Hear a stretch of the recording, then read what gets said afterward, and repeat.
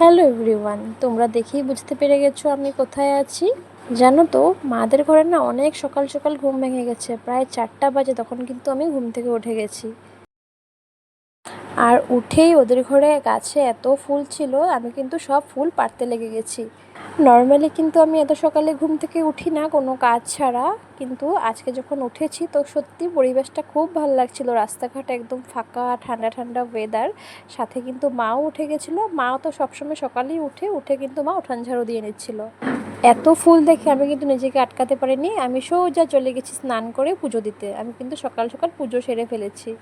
পুজো সেরে এসে দেখি আয়ান তো ঘুমোচ্ছে, তাই ওকে দেখে আবার নিজেকে আটকাতে পারলাম না। তখন কিন্তু আমি আবার একটু শুয়ে গেছিলাম, তখন বাজে 6টা মতো। তো আমি প্রায় 1.5-2 ঘন্টা ঘুমিয়ে উঠেছি আবার। আর তোমরা ভাববে যে আমি তো স্নান করে পুজো দিয়েছি, তাহলে ব্রাশটা কেন করছি পরে? অ্যাকচুয়ালি না, আমি ব্রাশ খুঁজে পাচ্ছিলাম না, তাই আমি হাত দিয়েই মুখটা কোনোরকম ধুয়েছিলাম। তো ঘুম থেকে উঠে ব্রাশ পেয়ে তারপর আমি কিন্তু ব্রাশ করে নিচ্ছি। আর এদিকে আয়ানকে ওর মিমি কিন্তু ব্রাশ করিয়ে দিচ্ছিল। তারপর দেখো আমার ছেলের কাণ্ড, একটা রুটি খেতে পারে না। ওর সকালবেলা কিন্তু রুটি খেতে গিয়েও ওর গলাতে বাঁধে। এই জন্য ক্লিপটা নেওয়া, তোমাদের সাথে শেয়ার করলাম। দেখো, তারপর আমার বোনের স্টুডেন্ট এসে গেছিলো, তো ওদের সাথে একটু আয়ানকেও বসিয়ে দিয়েছিলাম পড়ার জন্য, কারণ সাথে কেউ থাকলে ও কিন্তু পড়তে ভালোবাসে, একা একা পড়তে চায় না। আর এদিকে আমি বানাবো কিন্তু, দেখেই বুঝতে পেরে গেছো, শীতলের বড়া। কে কে খেতে ভালোবাসো অবশ্যই কিন্তু কমেন্ট করবে। চাল কুমড়ো পাতা দিয়ে শীতলের বড়া। আমার পাতাটা কিন্তু আমার মা অনেক দূরের থেকে এনেছে অ্যারেঞ্জ করে। তো যাই হোক, আমি কিন্তু এখানে রেডি করে নিচ্ছিলাম। আর জানো তো কেন কাজ করতে ভালো লাগছিলো? এই যে পেঁয়াজ টেয়াজ সব কিছু কিন্তু মা রেডি করে দিয়েছে, আমি জাস্ট কড়াইতে দেবো আর নাড়াচাড়া করে জিনিসটাকে নামিয়ে নেব।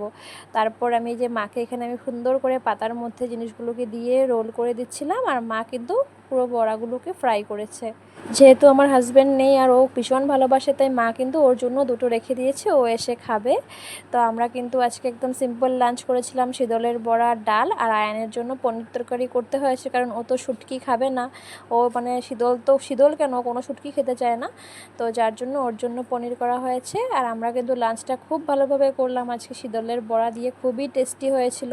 তো তোমরা কে কে শীতলের বড়া খেতে ভালোবাসো অবশ্যই কমেন্টে জানাবে। আর ভিডিওটা যদি ভালো লাগে থাকে অবশ্যই একটা লাইক করে দেবে। তো দেখো, তোমাদের সাথে শেয়ার করি আমি আমার মার রিভিউটা, যে কেমন হয়েছিল। গো, শীতল বড়াটা কিরকম লাগতেছে খাইতে? খুব ভালো লাগতেছে, মিষ্টি কুমড়োর পাতা দিয়া।